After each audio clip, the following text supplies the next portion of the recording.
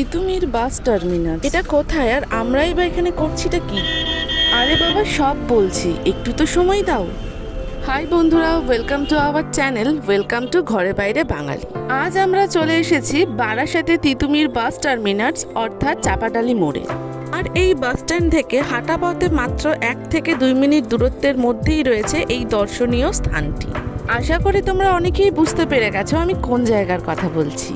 আজ আমরা ঘুরতে ঘুরতে চলে এসেছি বারাসাতে সিরাজ উদ্যানে।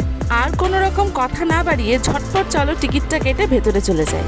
এখানে দেখতেই পাচ্ছ প্রবেশ মূল্য হচ্ছে 20 টাকা, আর বাকি যে রাইডগুলো রয়েছে সেগুলো যদি তুমি চড়তে চাও তার জন্য কিন্তু আলাদা আলাদা টাকা তোমাকে দিয়ে টিকিট কেটে নিতে হবে এখান থেকে। আর তোমরা চাইলে এখানে ক্যামেরাও নিয়ে যেতে পারো, তার জন্য কিন্তু আগে থেকেই 50 টাকা দিয়ে টিকিট করে নিতে হবে ক্যামেরার। আমরা আগে থেকেই ঠিক করে নিয়েছিলাম যে আমরা কোনো রকম রাইড বা টয় ট্রেনে উঠবো না, শুধুমাত্র বোটিং করব, তো সেজন্য সেই মতো 2টো টিকিট কেটে নিয়েছি।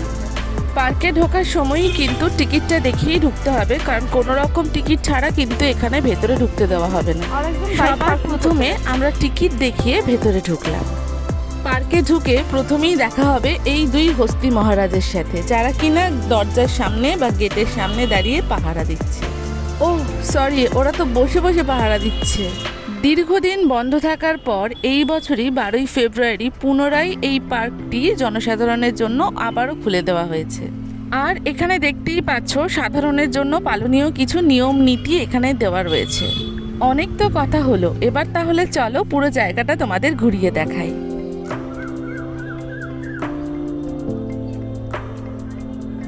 কর্মব্যস্তময় জীবনের একটুখানি রিফ্রেশমেন্টের সেরা ঠিকানা হচ্ছে এই সিরাজ উদ্যান।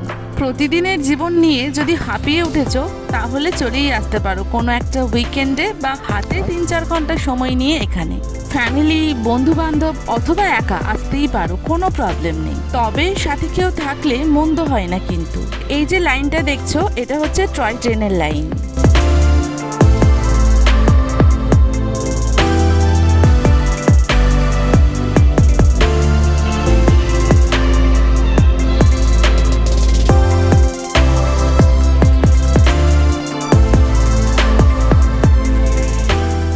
এইখানে দেখো টয় ট্রেন তার সহযাত্রীদের জন্য অপেক্ষা করছে।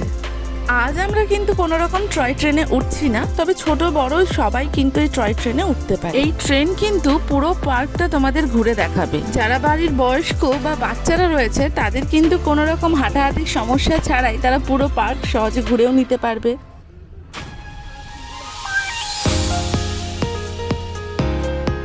যেহেতু জায়গার নাম সিরাজ উদ্যান, তো তখনকার দিনে ব্যবহৃত নানা রকম সাজসজ্জা দিয়েই কিন্তু এটাকে সাজানো হয়েছে।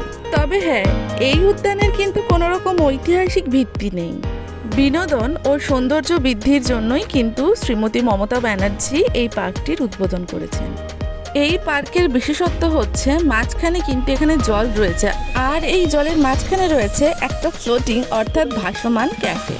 পুরোটাই তোমাদেরকে ঘুরিয়ে দেখাবো, শুধুমাত্র শেষ পর্যন্ত তোমরা আমাদের সাথে থেকো। এখানে নানা রকমের ফুলের সমাহার নিঃসন্দেহে পার্কের সৌন্দর্য বৃদ্ধি করেছে।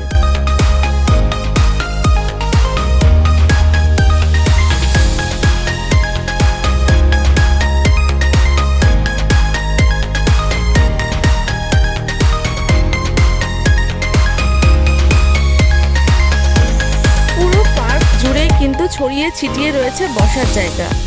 খুব সুন্দরভাবে, একদম সূক্ষ্মভাবে বলতে গেলে সাজিয়ে তোলা হয়েছে এই পার্কটি। এখানে আসলে আর সমস্ত জিনিস ভালোভাবে লক্ষ্য করলে এক টুকরো ব্রিটিশ শাসিত ভারতকে কিন্তু তোমরা দেখতে পাবে চোখের সামনে।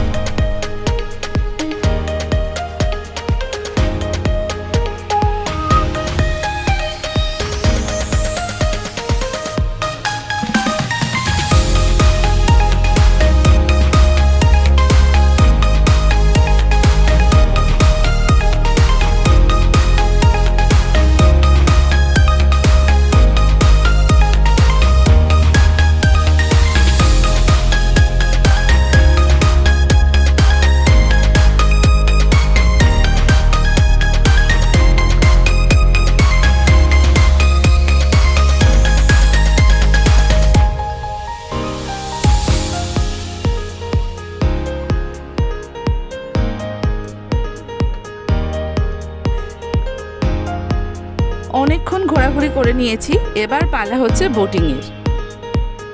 জীবনে প্রথমবার বোটিং করার আনন্দে আমি এখানে নাচতে নাচতে নেমে পড়ছি। তখন তো আর বুঝিনি যে কি অপেক্ষা করছিল আমাদের জন্য। এক্সাইটেড হয়ে একটু বেশিই বকে ফেলছি।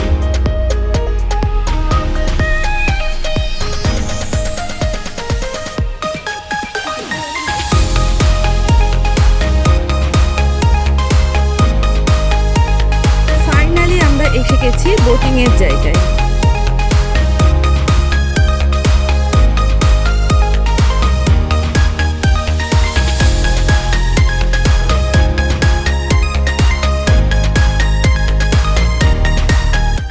এখানে এসে প্রথমেই আমরা কাকুকে টিকিট দেখিয়ে লাইফ জ্যাকেট পরে নিচ্ছি।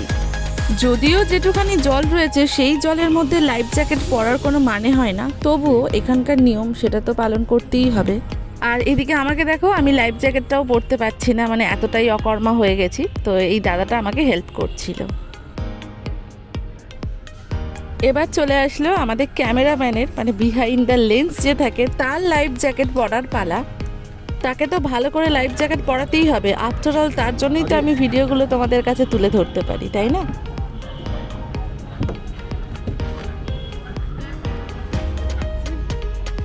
জীবনে প্রথমবার আমি বোটিং করতে উঠছি, তাই একটা মনে মনে আনন্দ মিশ্রিত ভয় হচ্ছিল। মনে হচ্ছিল এই বুঝি উল্টে গেলাম।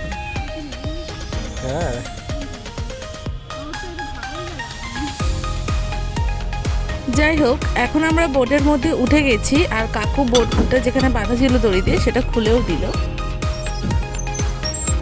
আর এই শুরু হলো প্যাডলিং করা। আর এটা যে কি বিরক্তিকর আর কষ্টকর, কি করেই বা তোমাদের বোঝাই। আসলে কি বলতো, 4 জন থাকলে কিন্তু কোনো রকম অসুবিধা হতো না, যেহেতু আমরা 2 জন রয়েছি সেই জন্য এত কষ্ট। সব থেকে দুঃখের কথা কি জানো, যে পরিমাণ আমরা প্যাডলিং করছি সেই পরিমাণ কিন্তু বোটটা এগোচ্ছে না। আর ওইদিকে দেখো, টয় ট্রেনটাও কিন্তু চলতে শুরু করেছে।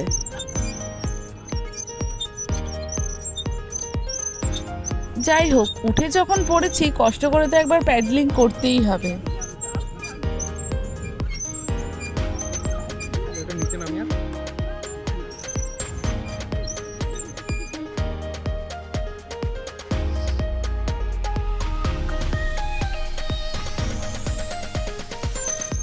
তবে যত কষ্টই হোক না কেন, একটা কথা কিন্তু স্বীকার করতেই হবে, বোটের মধ্যে থেকে কিন্তু পার্কের ভিউটা একটা আলাদাই লেভেলের লাগছিল।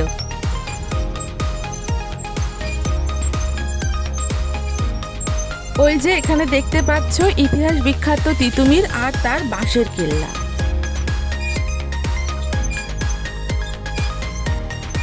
আর এখানে আমরা অ্যাজ ইউজুয়াল দুজন দুজনের কাজে ব্যস্ত, ওইদিকে ভিডিও করতে ব্যস্ত আর আমি আমার ফোনে সেলফি তুলতে ব্যস্ত। মনে মনে যতই কষ্ট হোক, যতই পায়ে ব্যথা হোক, মুখে কিন্তু হাসি রাখতেই হবে। তবে যাই হোক, শেষ পর্যন্ত আমাদের বোটিং জার্নি কিন্তু শেষ হতে চলেছে। কি যে আনন্দ হচ্ছিল তখন, যে যাক, আর আমাদের প্যাডেল করতে হবে না। সচরাচর বোটিংয়ের টাইম হচ্ছে 10 মিনিট, কিন্তু যেহেতু ভিড় ছিল না সেজন্য আমরা অনেকক্ষণ ধরেই বোটিং করেছি।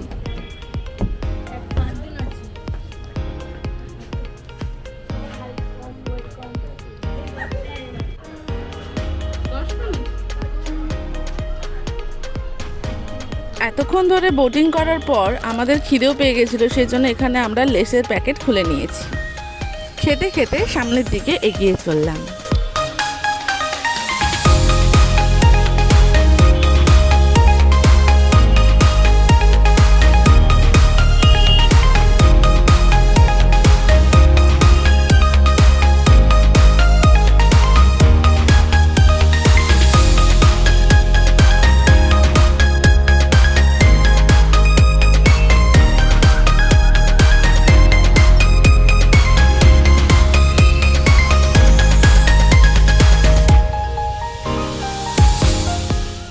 ভিডিওটা দেখতে দেখতে যদি এতদূর চলেই এসেছো, তাহলে কমেন্টে জানিয়ে যেও যে ইনি কে।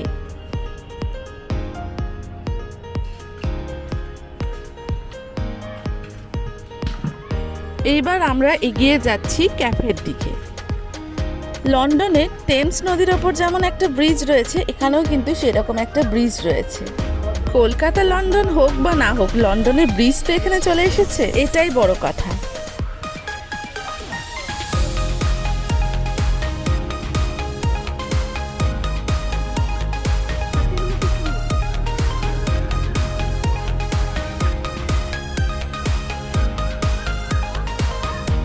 সামনের থেকে ক্যাফের ভিউটা দেখো, জাস্ট অসাধারণ।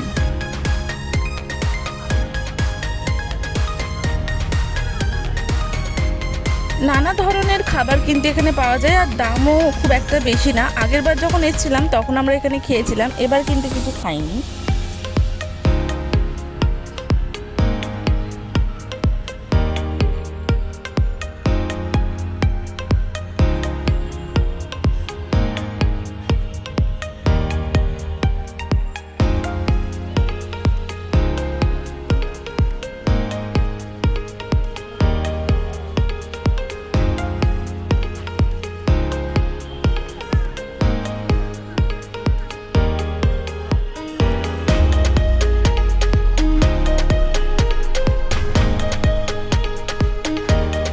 ক্যাফেটেরিয়াটা ভালো করে ঘুরে নিয়ে এবার আমরা বেরিয়ে যাচ্ছি। ওই যে দূরে দেখতে পাচ্ছ, একজন কিন্তু ব্রিটিশ শাসক ওখানে রয়েছে। আরে বাবা, সত্যি সত্যি না, একজন ব্রিটিশের স্ট্যাচু রয়েছে, তাই দেখে আমি বললাম।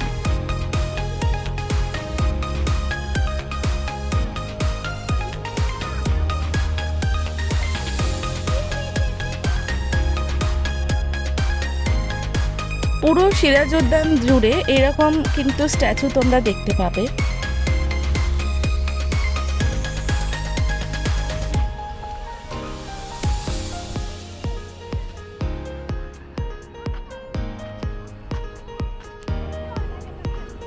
দেখেছো, এদিকটা দেখাতে তো ভুলেই গেছিলাম।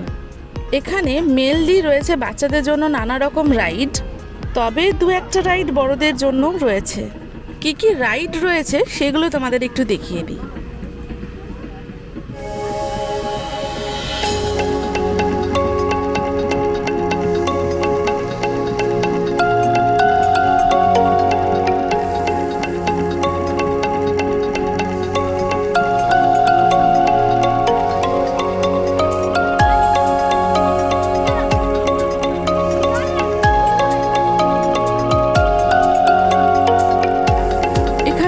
বাইরে বেরোনোর জন্য রেডি হয়ে গেছি।